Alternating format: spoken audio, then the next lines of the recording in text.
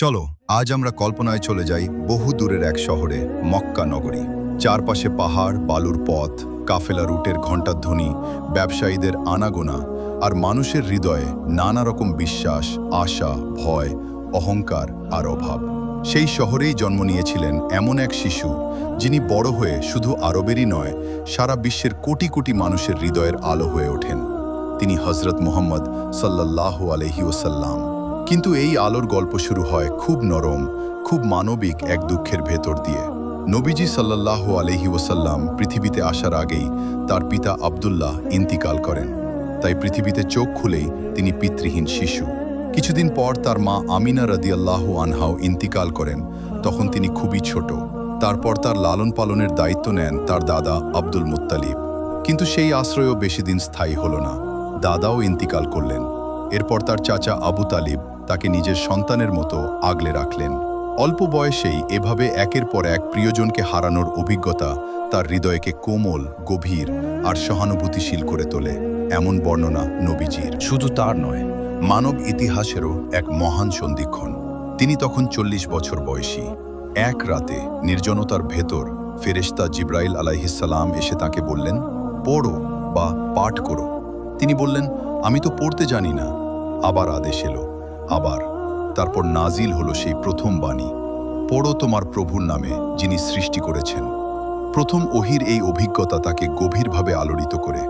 তিনি কাঁপতে কাঁপতে ফিরে এলেন ঘরে। তখন খাদিজা রাদিয়াল্লাহু আনহা তাকে শান্ত করলেন, সান্ত্বনা দিলেন, বললেন, আল্লাহ আপনাকে অপমান করবেন না। আপনি সত্যবাদী, আত্মীয়তার হক আদায় করেন, দুর্বলদের সাহায্য করেন। প্রথম ওহির পর তার জীবনের নতুন অধ্যায় শুরু হয়। এ তথ্য ঐতিহাসিক সূত্রে সুস্পষ্টভাবে উল্লেখ আছে। এই দৃশ্যটা খুব সুন্দর। একজন মানুষ পৃথিবীর সবচেয়ে বড় দায়িত্ব পেলেন, আর প্রথম আশ্রয় পেলেন ঘরে। এর ভেতরে শিক্ষা আছে, বড় মিশনের পথেও মানুষকে সান্ত্বনা দরকার হয়। নবীও মানুষ, তারও হৃদয় কাঁপে, তারও প্রিয় মানুষের সঙ্গ দরকার হয়। এরপর ধীরে ধীরে তিনি মানুষকে ডাকতে শুরু করলেন, এক আল্লাহর দিকে, সত্যের দিকে, দায়িত্বের দিকে, জবাবদিহির দিকে।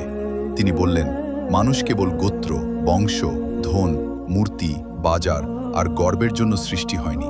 মানুষের সামনে একদিন হিসাবের দিন আসবে।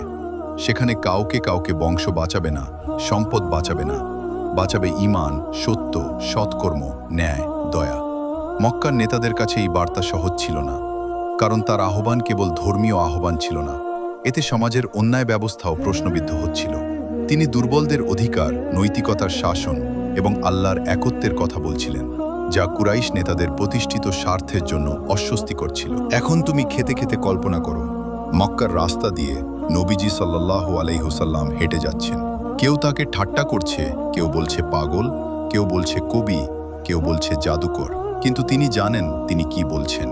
তিনি কারো মন্দের বদলে মন্দ দিচ্ছেন না।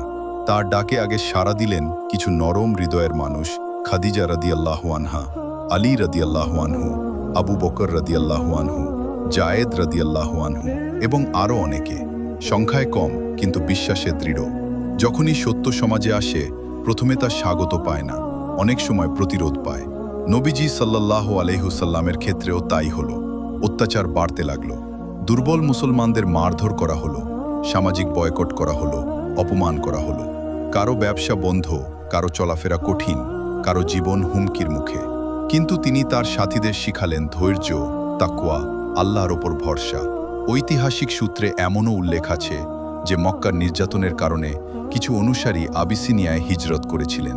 এরপর তার জীবনে এলো আরেকটি বেদনাময় সময়। তার প্রিয় স্ত্রী খাদিজা রাদিয়াল্লাহু আনহা ইন্তিকাল করলেন। কিছুদিনের মধ্যেই তার রক্ষাকবচ স্বরূপ চাচা আবু তালিবও চলে গেলেন। জীবনের এই সময়টি ছিল খুব কষ্টের। একদিকে মানুষের বিরোধিতা, অন্যদিকে ঘরের শূন্যতা। কিন্তু আল্লাহ যাকে কাজ দেন তাকে পথও দেখান। মক্কার বাইরে ইয়াসরিব নামের এক নগরী, যাকে পরে আমরা মদিনা নামে জানি, সেখানে কিছু মানুষ তার কথা শুনে প্রভাবিত হয়েছিল। তারা নিজেদের বিবাদে জর্জরিত ছিল, নেতৃত্ব খুঁজছিল, ন্যায়ভিত্তিক এক সমাজ চাইছিল। ধীরে ধীরে তারা নবীজি সাল্লাল্লাহু আলাইহি ওয়াসাল্লামকে আমন্ত্রণ জানালো, আপনি আমাদের শহরে আসুন, আমরা আপনাকে রক্ষা করব। ঐতিহাসিক সূত্র অনুযায়ী 620 সালের দিকে ইয়াসরিবের প্রতিনিধিদের সঙ্গে তার